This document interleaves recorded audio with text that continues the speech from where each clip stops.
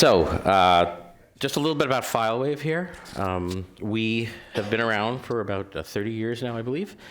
And we got into the endpoint management market back in the early days of Mac OS 9. So our presentation probably dovetails nicely into the person that did the 1984 computing technology yesterday. I missed that one, but it sounded pretty interesting.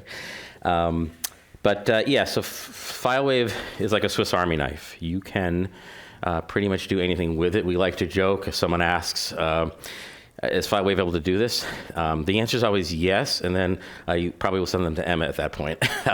But it's literally more, how can you do it? Now, we are always focusing on how can we make this easier, and that is one of our big focuses, hence kind of what we're going to talk about today. So again, makes you more efficient. I know some of you are existing customers already, but for those that didn't, I just want to kind of give you a little bit of an intro of what we do. So what do we do overall? So we handle cross-platform management. We started in the Apple world in the early Mac OS Classic days, and using the chooser and selecting things via Apple Share, and the Finder was our admin. Through the years, we've updated and kept up with Apple. MDM came out in 2010. We were early onto that. All the managed apps, things like that. I personally had gone through like Workgroup Manager and all those things. And back in the early days, I was actually a customer of FileWave, actually, way back. So I kind of took a little break for a while and then came back about eight years ago here. What is our big thing? We have this file set technology that we call it that basically allows us to deploy files at a granular level to devices. Now, we certainly support packages and MSIs and things like that, and that works very well.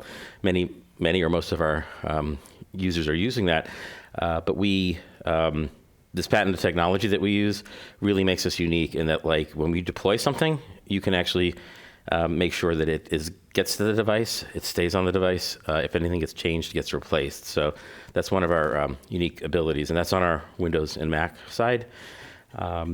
And we try to make the interface a lot of drag and drop. That's more on the native interface side, which we call FileWave Central.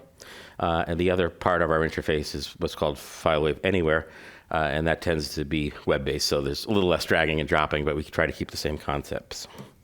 So again, marketing, we've chatted with them. They like the whole Swiss Army knife because our headquarters are also in Switzerland.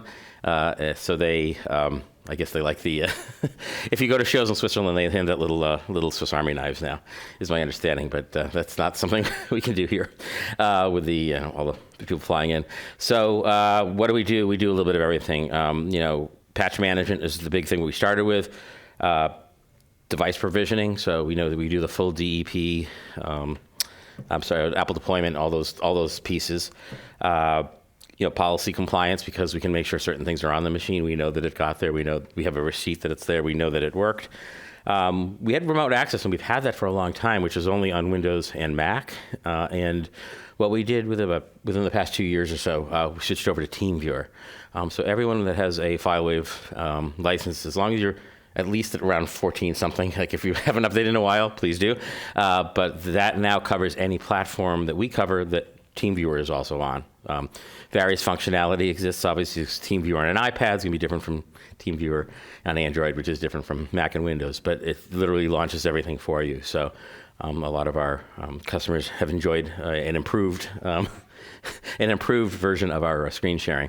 A piece that everyone always forgets is we have granular. Our inventory is really granular, so FileWave grabs everything possible in there, and it's all integrated together in one place. And anything in inventory can be used as well for scripting, which is where I defer over to you. But we can use any of those variables, so you can get very creative with what you can extend things with, and you can add any fields you want to inventory as well, and how you fill those. There's many different ways of doing that. So it goes back to can FileWave do it? The answer is yes. And again, you're gonna reach out. You can inventory it.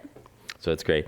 Okay, now we're out of the marketing parts of it. So how do people do third-party patching with FileWave now? So, depends on your skill set of how you want to do it. Like I used to build file sets from scratch. I tend to be a heavy file set magic user. But packages are a lot easier in many cases. To us, everything is just a file that you're sending back and forth. So because we can manipulate things at a file level, you can use a tool like File Set Magic, which Emma's going to talk about in a little bit. to do that, or you can bring in packages. Now, when you take an installer, whether it's an MSI or PKG, it's just another file to us, and we're just putting that file out and then telling it to install in the background. But you can also deploy, here's all my files, and just make them visible. Gives you very precise control, lets us do self-healing, which is, again, that's one of our key things there. Hopefully none of your users are administrators of their machines, but if they are, self-healing can come in very handy. I think we mentioned too, we have a kiosk essentially, which is a self-servicing portal where you can customize it for the most, you can pretty much customize it for your organization. We like the FileWave logo, but like you can put yours in there too.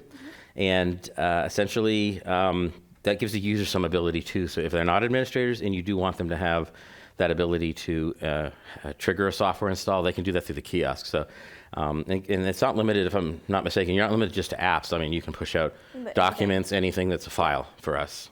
You can go out there. Do scripts in the kiosk. A lot of our customers use that to like reinstall printers, because printers always get messed up. So you can have like a script in the kiosk. If someone's printers aren't working, they can just go in there, run the script, and it'll fix it. Yeah, and that's true on the iPads, by the way, too. So like for our iOS as well, because maybe you have a GarageBand, you're not going to put it on every iPad, but you can put it in the kiosk, and they don't have to use an Apple ID to do it. So because it's running, we're essentially, they're triggering the command essentially. And we just did some major updates to the kiosk app. It was called App Portal. Now it's what's the current name? App Portal. Oh, App Portal, yeah. So that app goes out automatically, and again, you can pretty much customize that, and we made some nice improvements to that recently, which it looks really nice with better descriptions. Starting with 15.3, it automatically deploys, so you no longer have to send it out.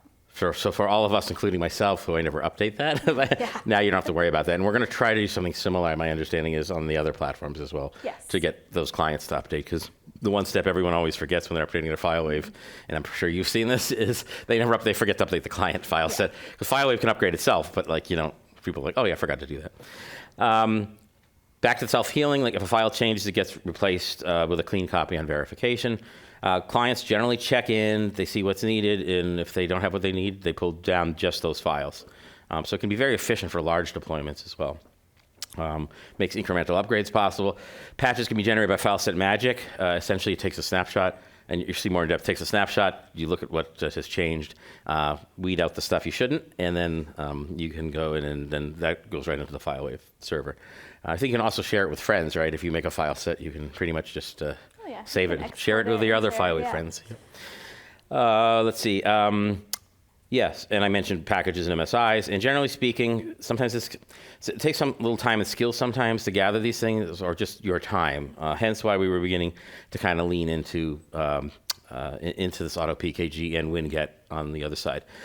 I talked about some of this already, but users can, file administrators have a couple different ways you can deploy things at the file level.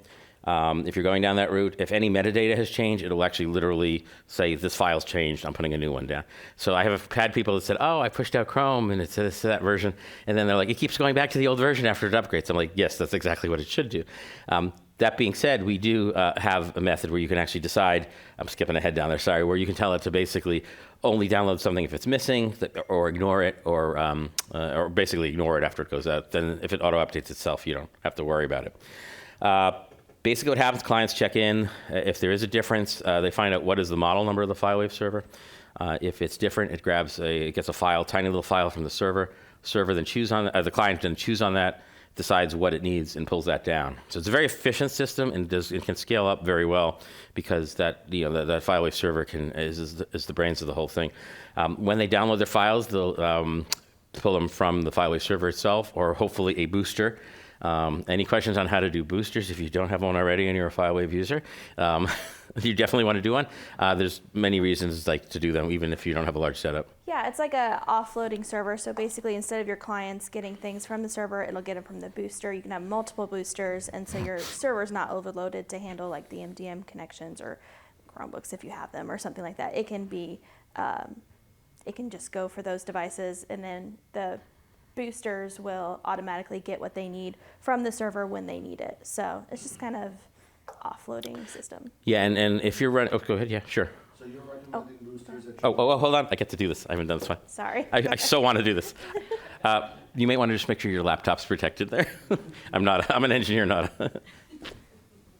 Okay, he's got good catch. So, Give it a second, it has to come up. hello. So you're recommending boosters at your primary site, even that, not just secondary sites? Yeah, it depends on how many devices you have. Our rule is kind of like Hundreds? if you have like I think it's 1 booster per 1,000 devices. Okay, all right. Yeah, so you can do it, you just don't have to. Yeah. If you're running iOS, you really don't have to do that if it's just iOS. But Yeah. if you're hosted, then we do really strongly encourage that still, right? Because it's from a bandwidth point of view. Yeah. If you're running an on-premise server, yeah, like you said, you're not going to have a problem with it. Yeah, if you're just what it says. hosted, boosters will just make everything go faster. They're good thing. They're a good thing to have anyways. Because like, what happens? Like, let's say you deploy something out, and then like you have your 1,000 machines and handling it fine, and then you want to hop into the FileWave server. FileWave server is busy handing out files and stuff. So it's always a good thing to do. But like, yeah, if you have like 100, 200, or like she said, up to 1,000, yeah. It depends. If you're sending out Adobe Creative Cloud, then yeah, you probably definitely want a booster because that's going to be going a while, pulling everything down. Yeah, and then we have something called, you can actually have revisions for deployments. So like when you deploy software, you can basically, your file set, you basically have different versions of it that you can assign to different, can you explain a little bit better? Because Yeah. I've not played with them too much, but Yeah. they're very, very powerful. So yeah, if you have different versions, say you have a bunch of older devices that can't quite go up to the newest version of your software, you can have like the 2 different versions or multiple different versions and associate them like if you have mountain lion computers, hopefully not, but you can associate the old software to them versus the new, and also with like the differences between like Apple Silicon and the Intel. Yeah, there were ways of doing it before that, but this is cleaner and it makes it easier for you to figure out what's going on. So Yeah. it's nice, yeah. It's less files on the server as well. Yes. Yeah. Now this is just an example I just wanted to show. This is a screenshot of, this is what a file set looks like that's being done at the granular level. You can see every file's listed, and there's several different flags over there. But you can see, we can control the permissions, both Windows and Mac, ACLs, verification, which is that thing we mentioned. One option is self-healing, the other's if only download if missing, and then the third one is I keep on calling it leave behind, but it's what's it? Ignore it, verify. Ignore it, verify. And that's again, that's the different times when you use the different ones, but it's a very good way to deploy there. So again, traditional Mac, so that's one way of doing it. We have many people that just use packages installers because that's an easy way to do it. So we can also do the MSIs and package. They're generally going over as an ignore it, verify. So it's basically saying copy the installer over, run, keep track of if it worked or not. But basically, I don't really want to manage that once it's sent out. Now, if you put a new updated version of that package in there, it will actually push that out again. So yes, it is leaving it behind or ignore it, verify, but it will because it knows there's a new is it the new update of the file set essentially. So it'll push that out as a new installer to run again. These all run. Anything we're doing is always done as the system root or at that level.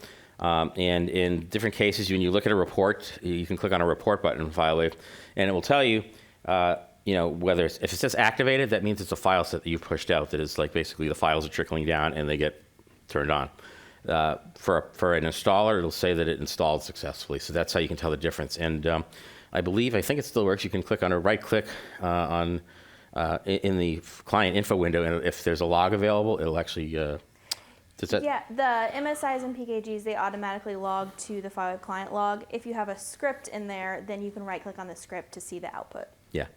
So a little thing that's kind of cool. One of our Tony showed that to me at one of our big sessions. Like, oh, that's cool. Yeah, something I like to do is when I create a script, I just have it logged to the FileWave client log, so then everything's in one place, and you don't have to go looking for it.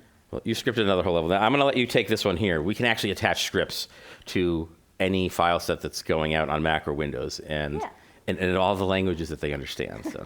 So we have 7 different types of scripts. And you can just click on the one you want to put it in and then create the script that way. So we have a requirement script that will run before anything else is downloaded. So if you have this requirement script in with a PKG or something like that, say it's looking to see if something was already installed or if it's on the right version or anything, that will run, and then if the requirements aren't met, it'll fail and not continue with the rest of the installation. And then it'll keep trying at every verification. So it'll keep trying until it successfully installs, but it won't until it gets past that script. And then we have pre-flight, which is kind of similar. It's not as dramatic as a requirements script. It'll run before anything else is done, but you can script in there what you want it to go past, like if it fails, but if it fails with like a 210 error, then it's fine. You just have more options with that one. And then we have post-flight, which runs after everything is finished. So if you have a PKG, you can run a post-flight script to serialize whatever you're doing or whatever you might need to do. Verification scripts that will run at every verify, so at least once a day, most times more. The device will verify. It knows to do it every 24 hours, but it can do it when the device is rebooted, when the client's restarted, a bunch of different things. But I'd say on average, a verification task probably every 2 hours. And then we have an activation script, which runs once on activation. So it's just kind of like a normal script. If you just want it to run and do its thing and then be done, that's the one you'll use. It's probably the one you'll use the most.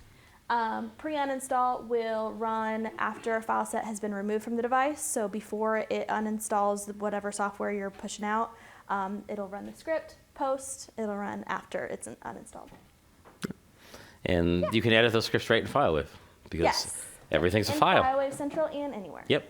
It's really pretty in anywhere because it's color coded too, right? I believe. Yeah. Cool thing. I'd like to see that in Central. That would be nice. But I'm not sure that's high on the list right now. So when it's time for an update, a new package. So generally speaking, if you're doing this method, you want to put a new package and bring it into FileWave. So you got to gather it, find it, and make sure it works somewhere first. Make sure that installing on top of something else is not a problem. So you want to test those things. And like any other file set, revisions are also possible with this when people are doing this. And this is a very common way that I've seen many users. It really depends on what the customers are comfortable with.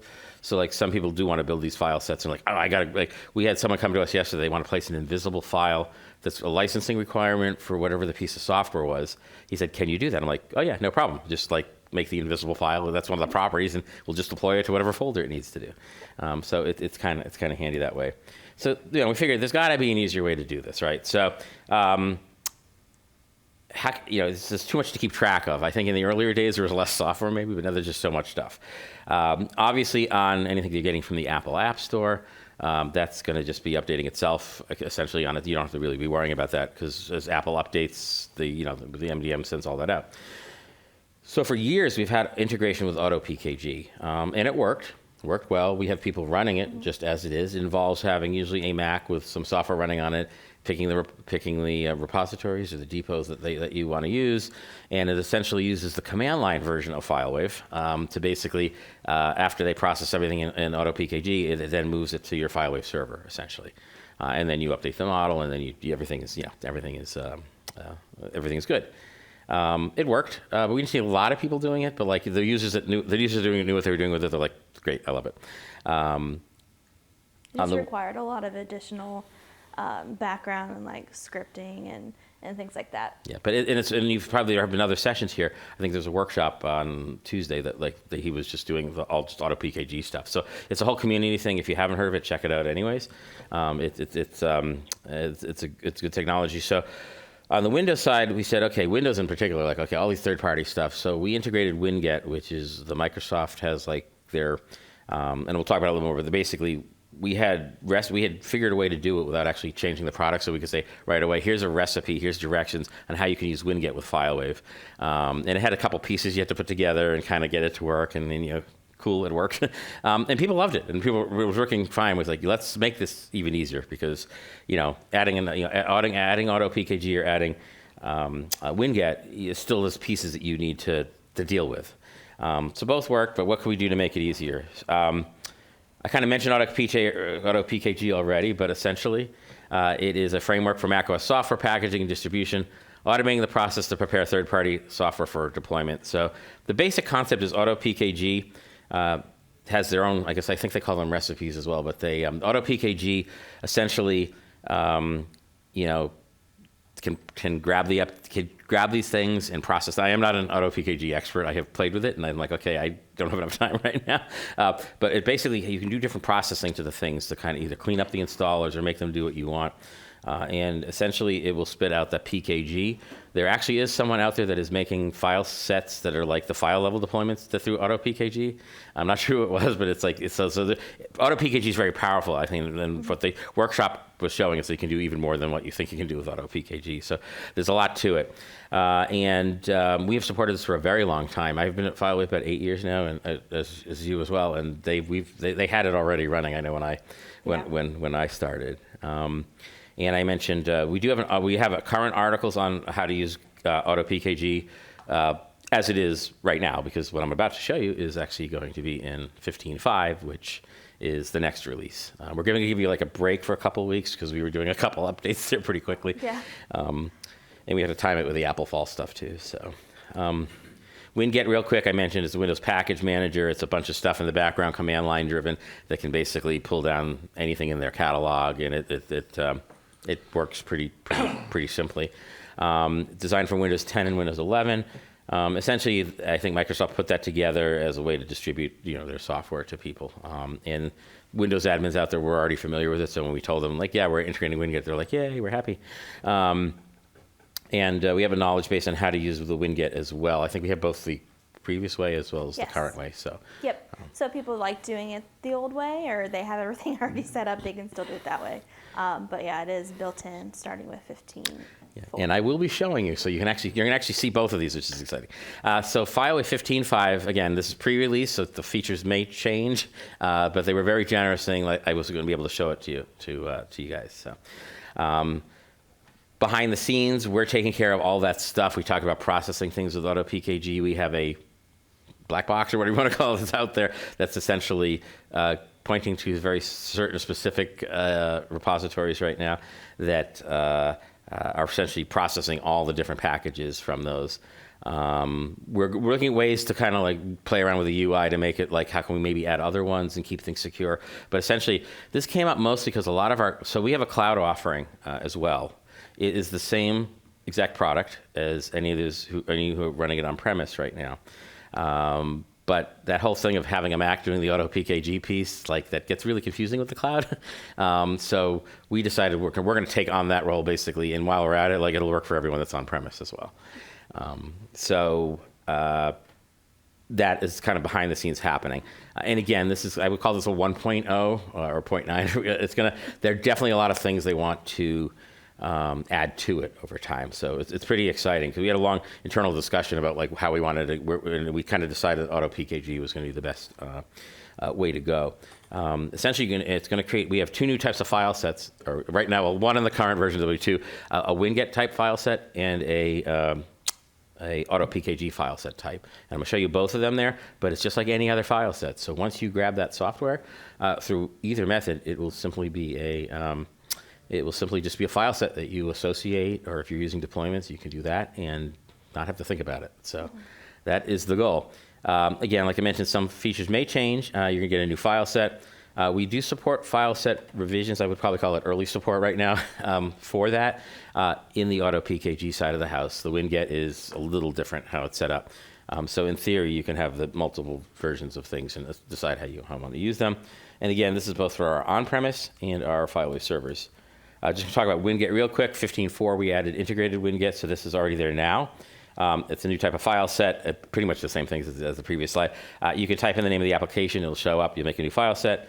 When updates occur, the WinGet will go grab the new one and update your client. You can have a checkbox that say, don't do that.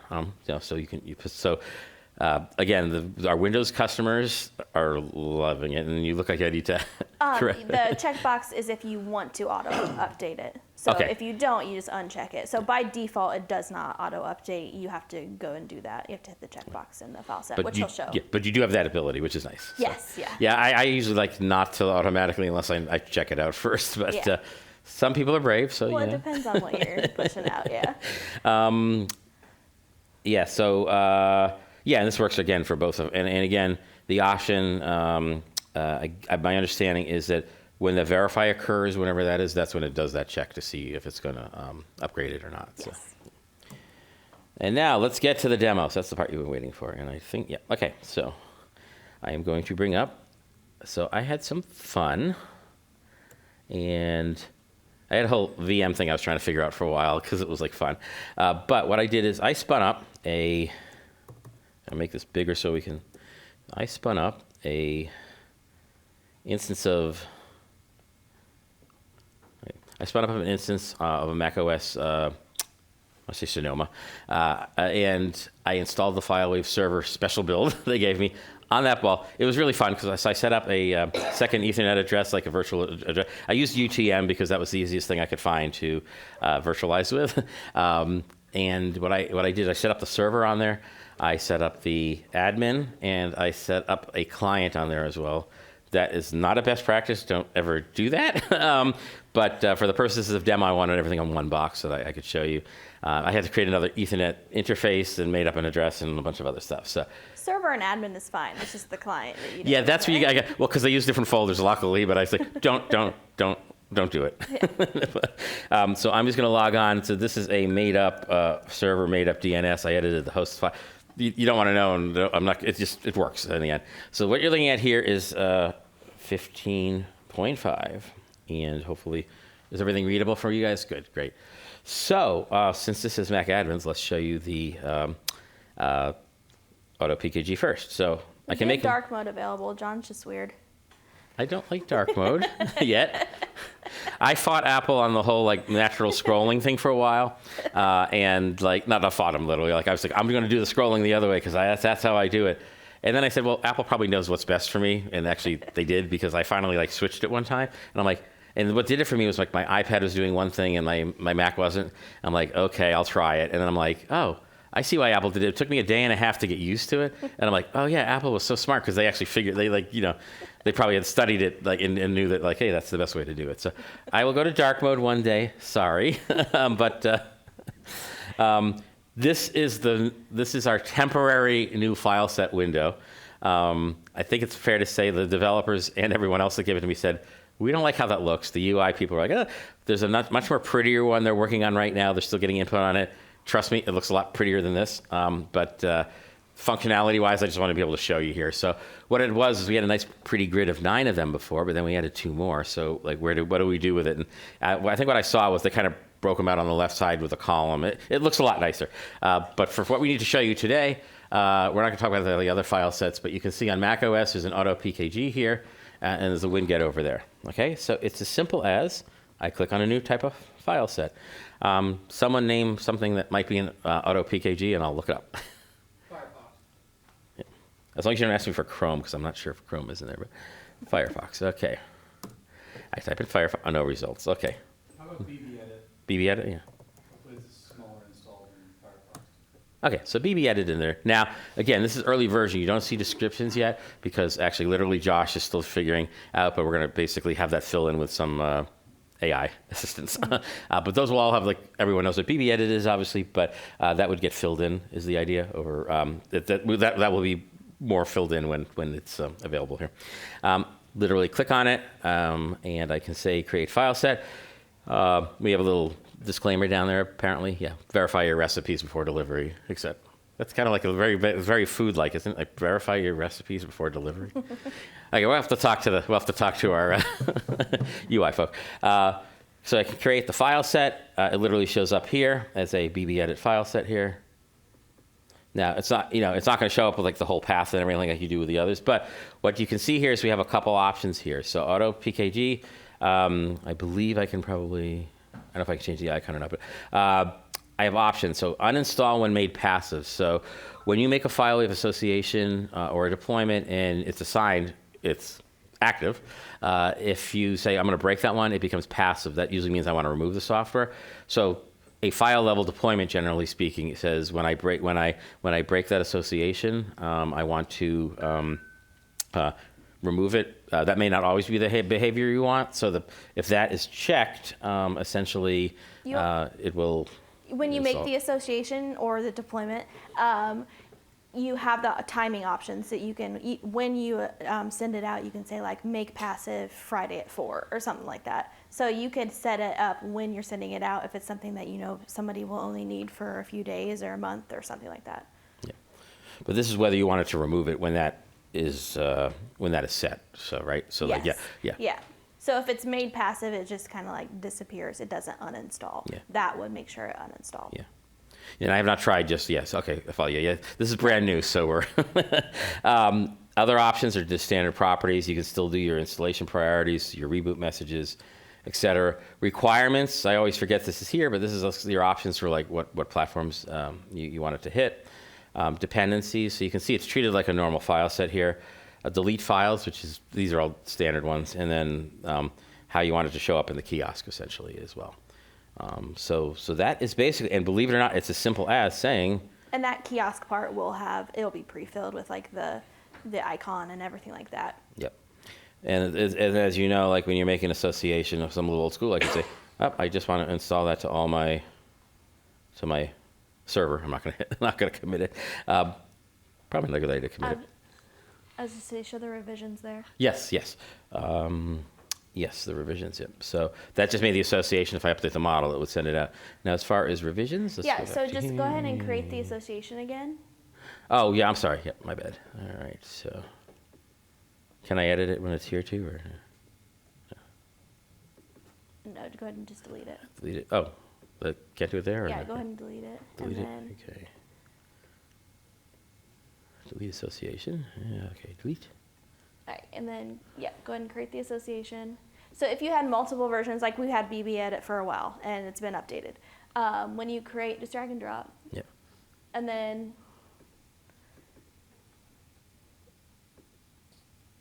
Select revisions. Yep. yep. Okay, so then under the revisions, that's where you'll have your different versions. So you can associate an older version, or the latest will always, I assume, will always be the default.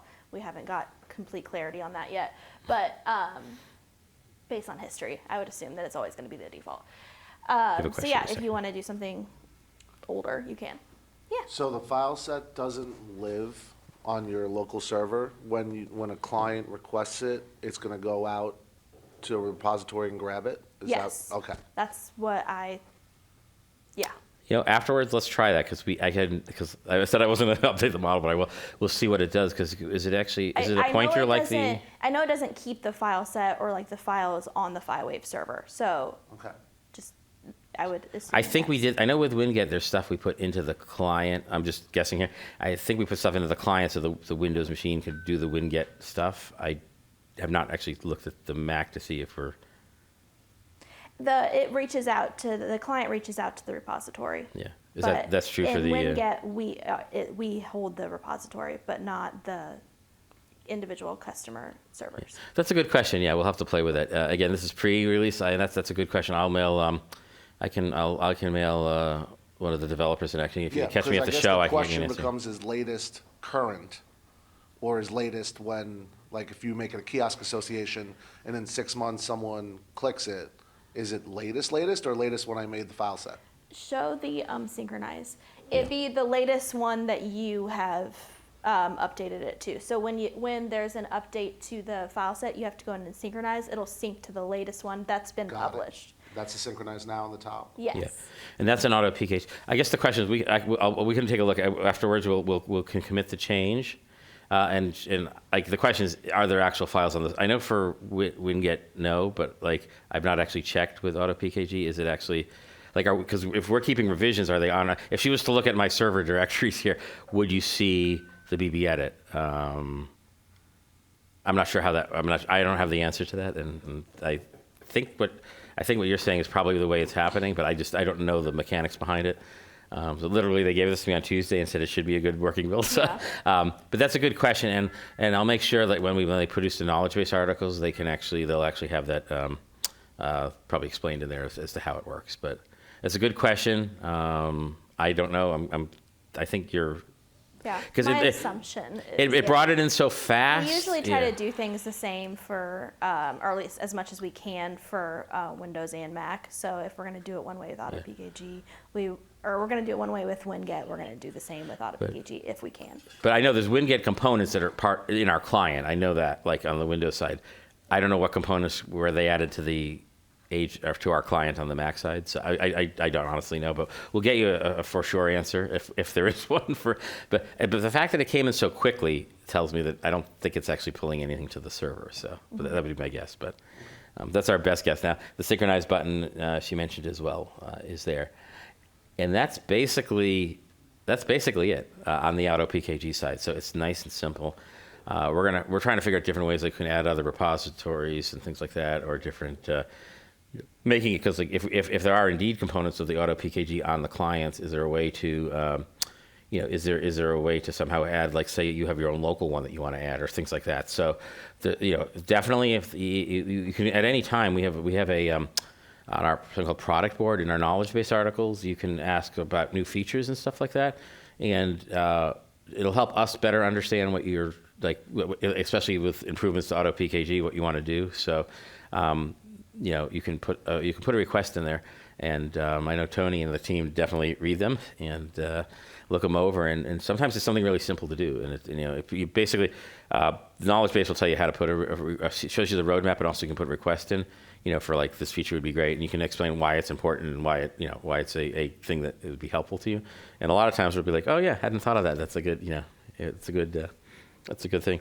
Yeah, Like, you can also vote for ones that you like or want to see. I know, it was like when deployments came out, we do the whole exclusion thing, but some of our customers had figured out how to do that using our classic associations, which was a fun thing. So some of our customers came up with, and when we had our logic to figure out how to move people from associations if they wanted to deployments, it broke it because of the way they did it was the way the person came up with it was like, yeah, we never thought we could use it that way, but that's cool. So.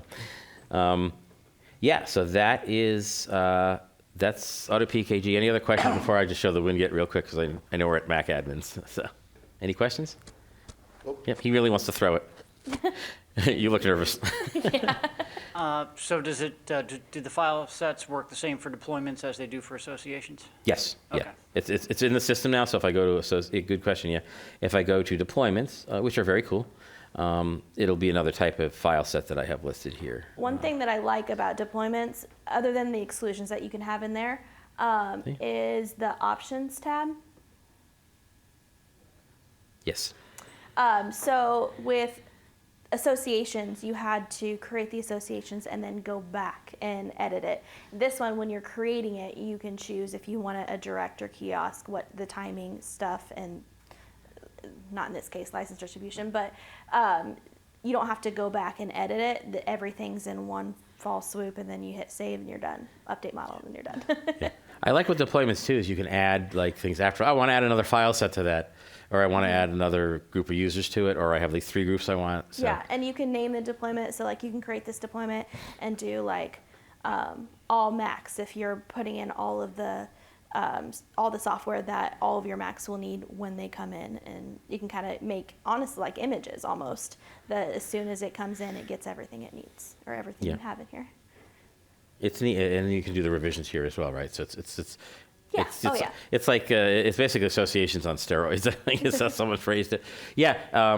I actually personally hadn't done a lot of deployment stuff because I'm old school FileWave. I actually spelled file sets wrong too by capitalizing it. But essentially, I sat down one day and said, okay, I want us to straighten it all out, and I migrated all mine over, and I'm like, yeah, I said, and now in the exclusions is nice because that's like it's an easy way to do it. Are there any restrictions on types of exclusions, or is it could be groups or users, or what was the current?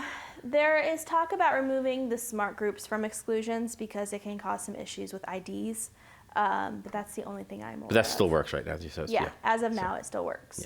Yeah. And if you create any deployments that have those in there, if we do get rid of it, those won't be affected. You'll still do it. You just won't be able to add new ones, basically.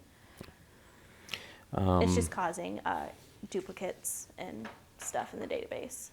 Yeah, so that's basically AutoPKG for that. Yep. Question? You got to throw the thing. You got to throw it to him. For the recording, actually. I'll hold off. Okay. No problem. No problem. I'm excited because I've done this since 2017, and this is the first time I got to throw the cube and it's moving everywhere now. I'm just I'm excited. Sorry, I'm excited about that. I was up too late last night on the slides. So that's one type of file set. And any other AutoPKG? We're good on that one? Cool. So yeah, same thing. Click on a WinGet file set here. Name your favorite Windows. Hey, Google Chrome. Chrome? Yes. I know that one's on there. Hopefully the internet's. Oh, am I in the wrong? Am I on conference network? Okay. It is searching. There you go. Okay. So, okay, which one? Let's just look for the. Well, I am going to grab this random Chrome here. Okay. And I see. Just look at the publisher, look at where it's coming Yeah. from, all that. Yeah, and I'm not going to stuff. actually. This one I'm going to bring in and delete the file set until I check everything. Yeah, 'cause you get but- multiple different yeah. the versions. You can do the beta one. Yeah, and this is like a filled-in one. You can see there's more information. Well, it says the author's Google LLC, the publisher. We should be safe on that one. Create the file set. So that's what eventually the AutoPKG will look like too. It'll have all that stuff pre-filled. Yeah. Now, and of course, interesting. It says initial revision on there. If I click on this, I had one already on there, so I bring it open, and it's very similar. The buttons are a little different here. I'm going to let you explain them because I have not played with this as much, but they're slightly different, and there's no synchronize button. Yeah, so these will automatically synchronize, and then there's the button that I was talking about earlier with the upgrade automatically at verify. So by default, it's not checked. It's not going, if you send this out, it's not going to automatically update it. Google Chrome, that's fine because it updates itself. You don't really have to send out new versions if you don't want to. But if you're bringing in new devices and you always want them to have the latest, you'll probably want to do that. So yeah, you would just check that, and then every verification, so every time the device checks in, it will look for a new version. If there is one, it'll grab it. And then uninstall when made passive is the same as the other one. If you choose to do the timing to make it passive or remove the association or deployment, it'll uninstall. If there is an uninstaller available. Yeah, yeah. And did you want to just mention the warning on the Windows side, right? Because it has to do with the scope. I have not read that yet. Okay. Sorry. I'm reading But I know it out. you've done it with. So you have to be careful about like whether it's running a system, I believe, or in the user context. And not everything in WinGet is compatible with the system scope. This is talking about the silent, and then yeah. So not everything is a silent install in WinGet, and not everything is or non-interactive. So they're just warning you here, saying if it's something that is interactive, you want to just check that before you. But we have a nice little link that says read more about that. The other piece is, I guess there are some apps in WinGet that want to do it in the user context, but that's a wider WinGet thing. So it's not guaranteed that it'll be quiet. Yeah, which makes the install not finished necessarily because it's like waiting for input. Yeah, and then again, the same similar options on properties, dependencies, deleting, and then the kiosk information as well. And you can see it grab the description and put it into there too, which these you can change icons on. So everything you can do with the kiosk, you can do here. Any questions on the WinGet? But that's the basic concept of that. We're good? Okay, so I am going to bring back the slides for a second here. So I just want to mention a couple other quick things. We're going to do. You're going to actually you're going to do a quick movie demo and a description of what file set magic is. Actually, do you want to take the slides on his since you're? Sure. Make sure I don't over talk what you're about to talk about. Yeah, basically we want to talk about it because it's been in the product forever, and not a lot of people know it or use it. So we just kind of want to bring it back. It's kind of an optional way of using or creating a file set. I personally only use file set magic when I have a super complicated install because we've made things so much easier as far as PKGs, MSIs, scripts, everything like that. It's pretty easy to create a file set for that, but we can use file set magic for those difficult ones. I personally use it to troubleshoot too. If I'm trying to create a file set for someone and I can't figure out what I'm missing, I can use this as kind of like a scanning tool to see if there's a plist I missed or something like that. But yeah, it'll scan the whole hard drive twice before and after an installation, compare the differences, and then create a file set out of it. And you do have options to get rid of everything because if you're connected to the internet while this is happening, there's going to be software updates in the background, cache, everything happening. So you definitely want to make sure that you pick out those pieces before you create the file set, which I'll show you. Have I missed anything that you have on your... You're Not at all. well. You're Yeah, gonna show when- that anyway, so yeah. Yeah, when you're done, it's you can choose to upload it into the admin, or you can save it somewhere. I would upload it to the admin, but you do you. And then I have a demo for it, but I actually kind of pre-recorded it, not the audio, just showing it because it takes a while to scan, and I didn't want you guys to have to sit through 20 minutes of It's a good way to silence fill watching time, it but we scan. wanted to show you stuff. Yeah. You should come in. So- Yeah, I should have it open already as a QuickTime? perfect. Thank you. All right. So in here, I'm going, see, I have dark mode on. Yeah, in yeah, here, yeah. I'm going to create the file set. I go to the, I need to pause this, there we go. I go to the file set magic file set type, and then I'm selecting a scan type, which you can choose what you want to do. So if you know something's only going to be in the library or something like that, you can choose that. I, most of the time, always do entire system, because when I'm making this, I have no idea where things are going. But it's going to take longer. And I do recommend doing it on a VM or like a test computer that doesn't have a bunch of stuff on it. Then it won't take as long. So then it'll scan for 20 minutes. I'm just kidding, I think it took like 5, but I will fast forward through that. Oops, too far. It'd be nice if it was that fast in real life, but. Yeah, so when it's done. And the it'll- VMs are pretty fast too when you do it on a VM, right? Because it's cleaner. Oh yeah, oh yeah. If you are doing IBM, I would just turn off the networks, and then you don't have to deal with all the cache files and things going on in the background.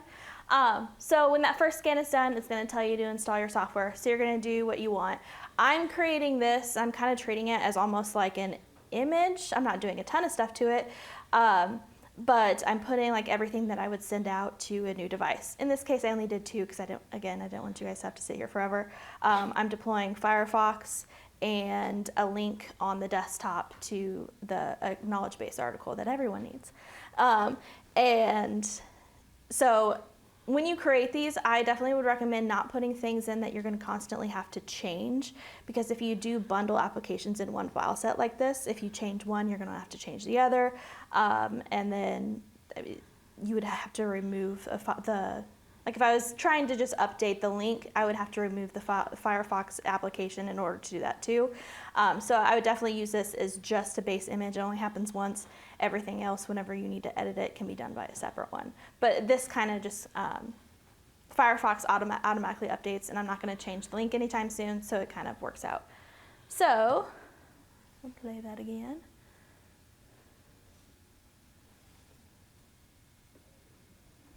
All right, so I have my installers. I'm installing Firefox. I am creating the link on my desktop. I'm adding a icon to it as well, and then verifying that it's there. This file set magic is on both platforms, so if you do have Windows devices, all the stuff Yep. works the same. So it's there. I just realized there's a picture of my dog in the background. And then I'm doing the second scan. So then we fast forward through that. All right, and then when it's done, it compares. And then you get the results. So I just installed Firefox and a link. I should not have this much stuff, and so I don't need all of this stuff. So I'm gonna go through, there we go. I'm gonna go through everything so you can see in the users, my desktop, my library has a bunch of stuff that I don't need for this certain file set. So I'm gonna get rid of it. Just going through everything. Removing all of that I don't need. There's the link that I want, so I'm keeping that. And we've got a bunch of other things that we don't need to deploy with it. So obviously, you have to have a good understanding of the operating system, so that some people, the packages are an easier way to go. But And also just test afterwards, just to make sure. don't deploy to every device before you test any of these. Yeah. So yeah, definitely don't need any of the cache stuff. So I can get rid of that. And then the application, that's the Firefox app that I sent out. If you miss something, you can always re-add it back in because it's a file set that you can just drag a file into, if you need Yes, to. oh yeah. So yeah, I'm just checking everything. So when I'm done, I can hit continue. And then there's the option to move user files to all users. So if you saw it before, that was my desktop. It's going to move it so everything goes into an all users folder, which on the device, it will go into everybody's desktop.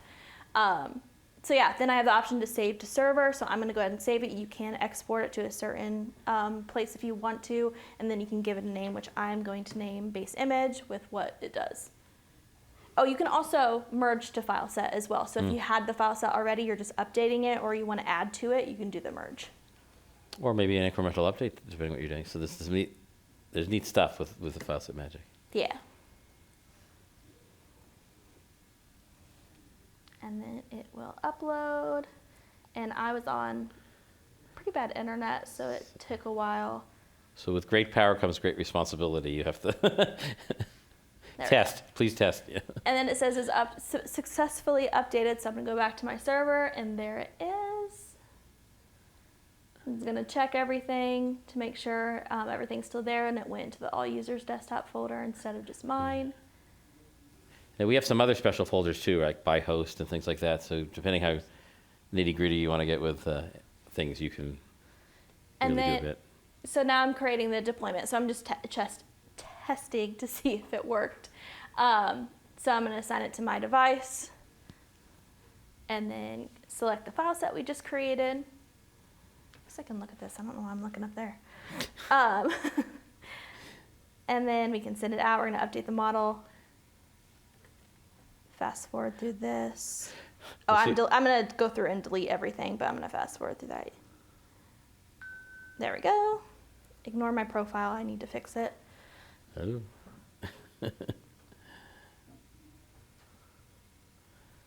All right. You're getting a And bonus then we here, seeing can- client monitor too. So. Yeah, and then we can see it downloading, see it doing its thing. It's pretty quick. I mean, what we sent out wasn't much to it, but it's not too bad if you consider the internet I was working with.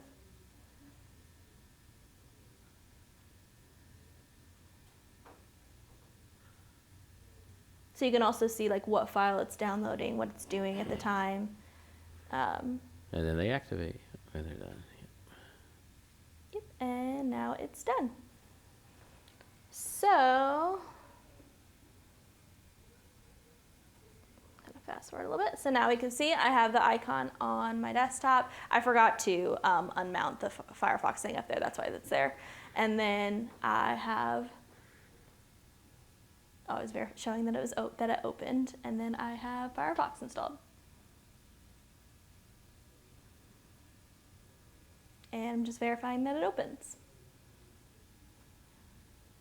There it is.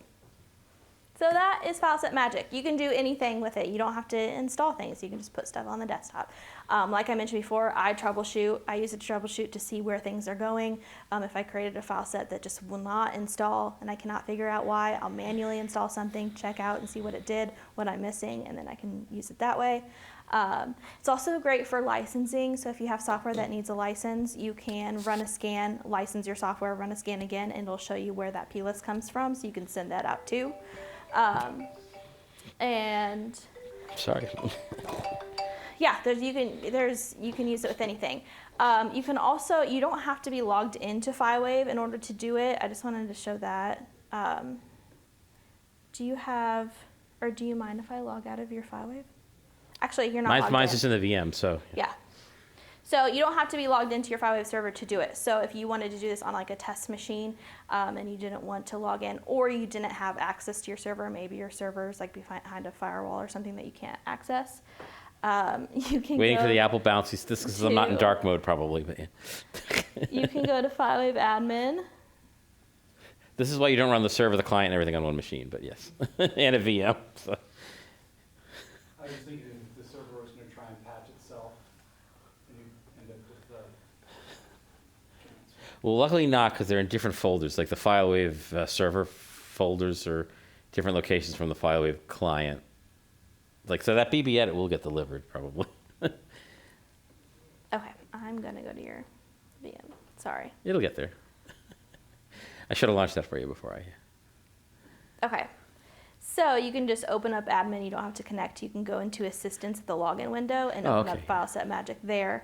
That's a good thing to mention. Yep. FileWave admin wants to run as root. We do have an application specifically that runs as root, and you can run FileSet Magic without it.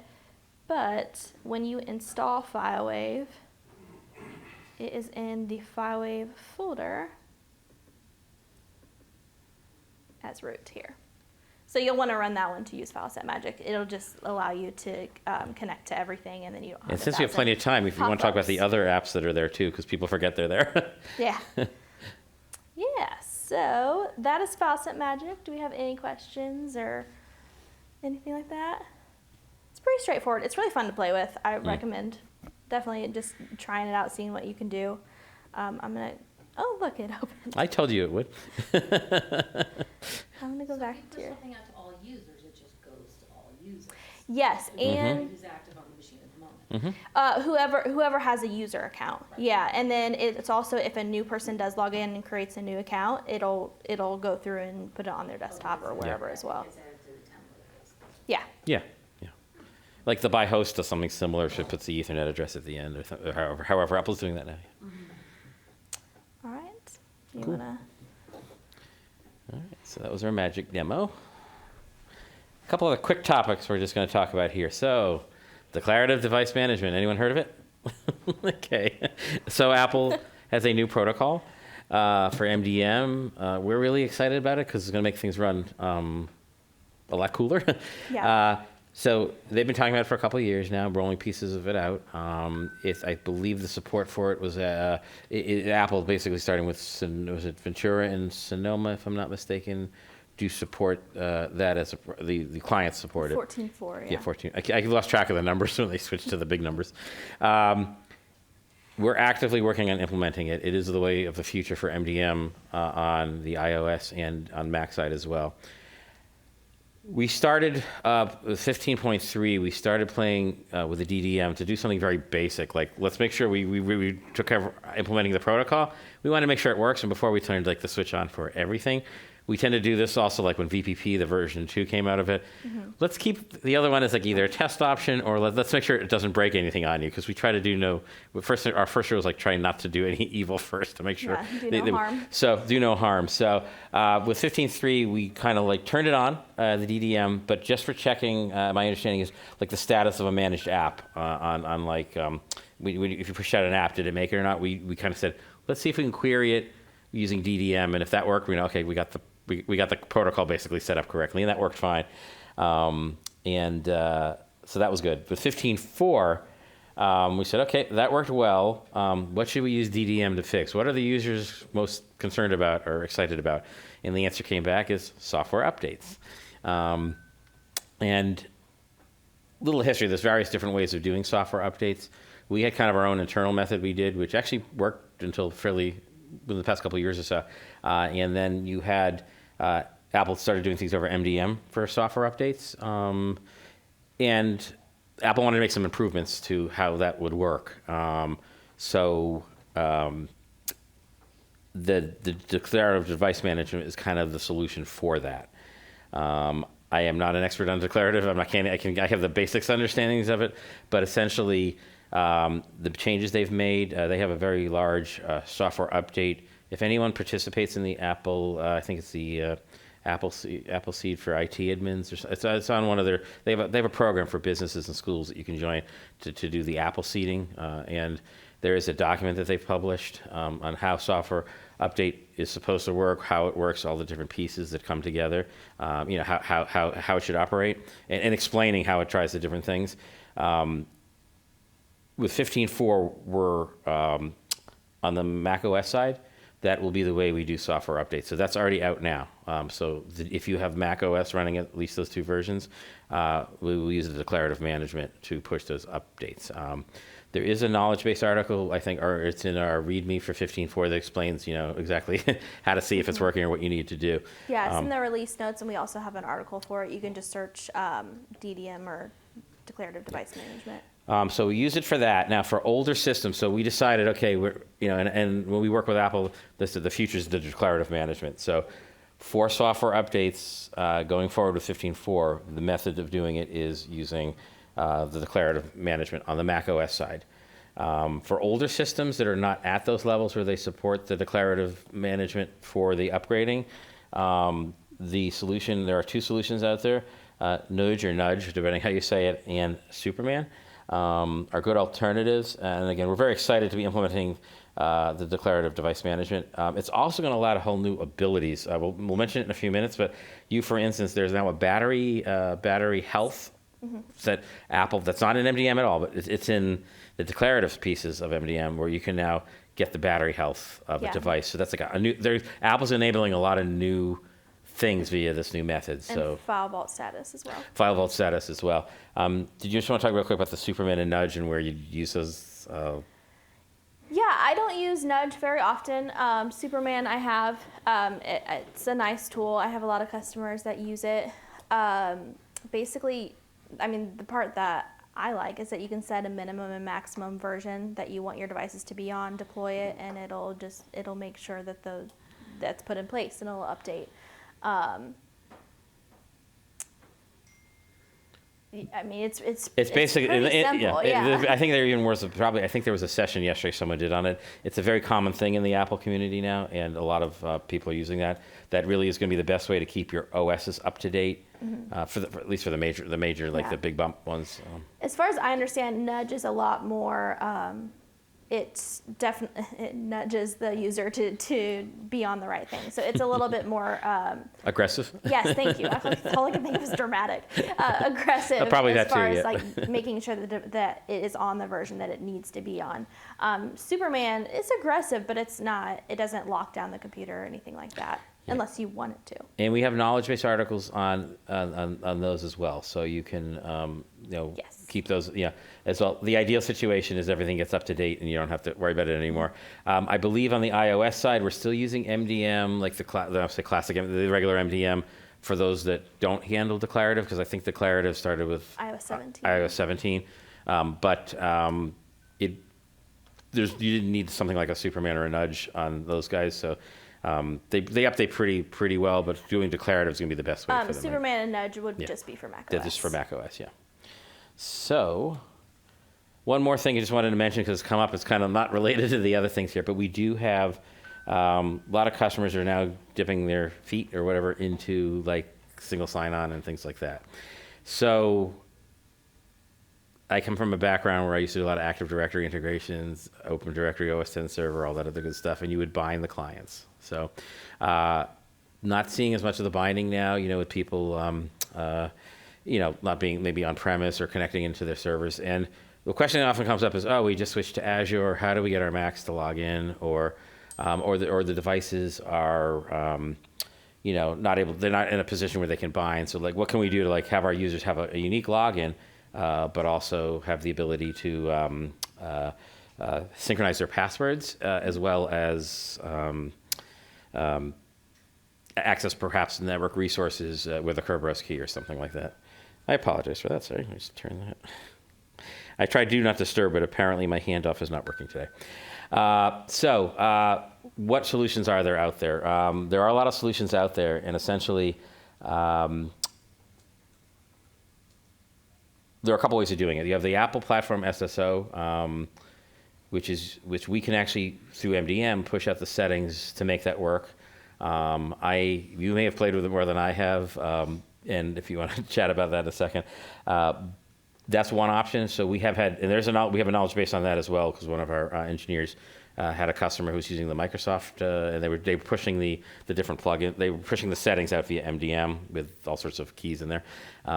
The other option is there are other things from some third parties. One that we've come across that is very affordable is Xcreds from Two Canoes. I have a couple customers that I've talked to.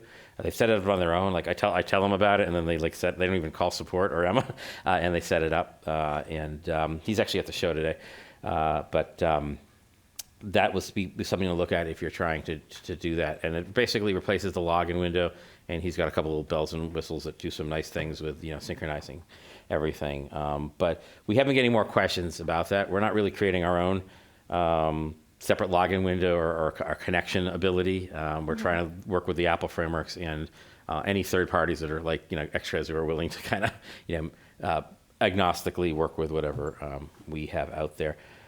We do have articles both on the Apple Platform SSO stuff, and Apple keeps adding more and more every year to that, and it's getting like easier. I believe it's like an evolution of the old Enterprise Connect, and over time, Apple's added more and more integrating things into the system. I know like with Xcred, you can have like the two-factor logins and things like that too. So, but yeah, we have articles on that as well. And we can take questions and stuff for the rest of the time, but I just want to mention some of the resources that we have available. The FileWave knowledge base, I'll be honest, like they revamped it a couple of years ago.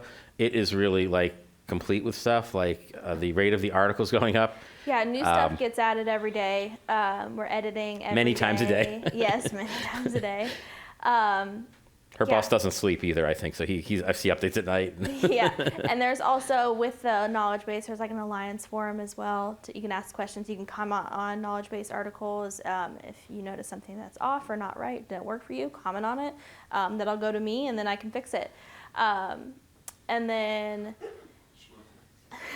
He's got a robot. He has an AI bot on there too, which I actually used because someone said, "How do I turn off activation lock? I have an administrator. I created another FileWave administrator. I'm going in there. I can't turn it off. It's not there as an option." And Josh and I were like, "It's a good question." I couldn't do I did a quick search. I couldn't find it, and then I typed it into the little robot, and it answered back and said, "You must be on as the actual super user in order to do that, because by design." Yeah. And I'm like, it found a very obscure, for me at least, a very obscure piece of knowledge. So like he's putting Chat Oh, yeah. GPT into anything he can. It is nice. I actually created a hidden... My question. Oh, yeah? I think I put Was that, it? I sent that email. Oh, cool. Like it was a couple weeks ago? No, this was last year. I was at the show with Josh, and someone came up to me and said, "I can't find it." But you might have, yeah. But we couldn't find it, and Josh was like, he goes, "That's odd. I wonder," because it was a design. It makes sense, but it was a design decision at the time. And then he's like, "Let's check the robot." He had just installed the robot. He had just started the check. He was very big on checking it out. I'm like, and it actually has some. Oh, that's another whole topic. I tried to play with I asked ChatGPT to write like a FileWave script for the API, and it got like 90% of it correct. So it's like a little scary. Other things we have. Our chatbot's name is Dave. Oh, Dave? Okay. Yes. So we will call him Dave from now on. Sorry, I can't open the pod new doors. Social media, those are all our links there. I think all our LinkedIn's and all our other stuff. Free demo, if you're not using FileWave now, our sales team loves to hear from you. And we will generally stand up a demo in the cloud unless there's a specific reason that you want to try it on premise, but you can. And they will work you through a full demo. And you'd be able to kick the tires for at least 30 days, but they usually, whatever, you work it out with them. And then if you purchase, you will most likely be working with Emma or one of her other colleagues there, because we have an onboarding that's part of that to get you up to speed. And the other one that also, I guess PS kind of runs it too, is the Discord server. So It's very active. I mean, we've got a lot of users in it. People are helping each other out all the time. We've got tons of different forums. You can ask any questions and get answers. We also have on the Mac admin Slack as well. Yeah. It's probably not monitored as much. Yeah, but they're brutally honest, or they actually will talk. If you ask a question there, it's like, as long as you keep with their community rules here, people say, yeah, this is really great. This is how I like to do it, and it's honest feedback too. So you can, other users are in there too. So we don't moderate or manage that one, but the Discord is nice because Josh also uses it as a platform for when like Emma will do a thing on best practices for. Boosters or something like that, Yeah. or a new feature comes out, they'll do that stage thing where they put together, and those appear on our YouTube channel after we. Marketing likes to put their logos on it and everything. And we do bi-weekly office hours. Me and Josh do.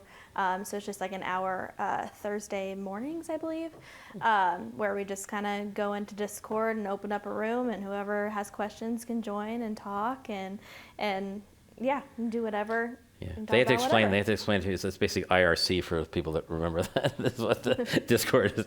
But yeah, that's more. That's probably our most active forum. Like we have some boards, like because there's other people for like the more of the posting to the bulletin boards that we have, the Alliance forums. But I have to say, I think the Discord's much more. Yeah. Yeah, and it's more casual too. It's more fun. You put pictures of your dog up there.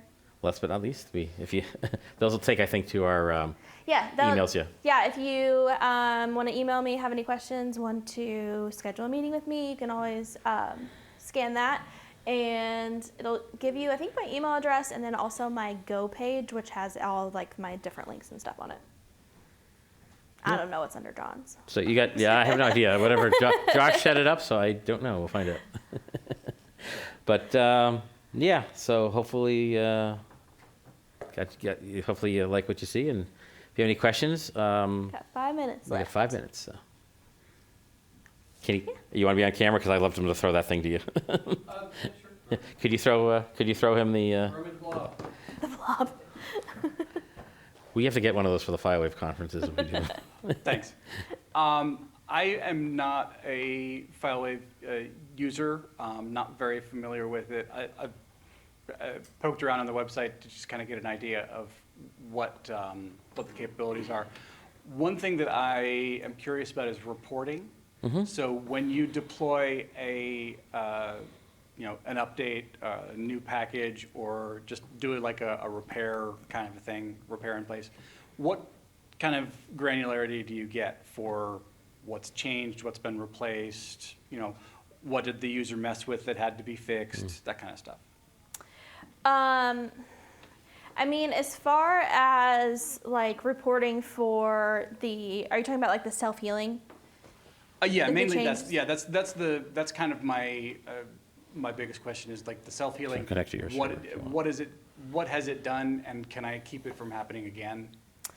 The reporting on that is pretty quiet. It's reported in the client log, which you can grab from admin, but it's not like put into an inventory field. It can be. If you want to, we can use custom fields. We can create that inventory field and just like grep the log for that line and see what was changed. So it's not, reporting for that is not built in, but it can be done. But as far as reporting for like applications and stuff that have been sent out, we have lots of inventory queries or reports that you can create. We also, do you mind bringing up admin? Yep, sure. We also, Yours or mine? I don't have a login. Oh, no, but you can log into your server, because you can log on mine, but mine's a mess. If you just want, you can. Do you mind just logging in? 'Cause I don't. Yeah, no problem. I have to switch the VPN and everything. Okay, oh, she's got a fancier setup than I do. So. Actually, you've saved my server a couple times when she had to migrate my server from physical to. Yeah, I had a bonfire with your and her server. and the hard drive was falling apart as they shipped it to her, and it was, yeah, even though the people that normally did it couldn't do it, they turned it over to Emma. So she's was one of our best support folk, and then they stole her and put her into professional services. Let's see. I just want to find something that has an association. So probably this. So if we go up to reports here, you can see, I mean, this is on his server, so we don't have very many associations, but you can see like the different statuses. And then from here, you can kind of get more granular if you wanted to go in. If you're looking at a client, you You can have look right at all click your here. file sets. You can look at all your file sets and actually individually do each. Yeah, you're already ahead of me. So- Yeah, so then you can see like more like all the status of everything that's been sent to it.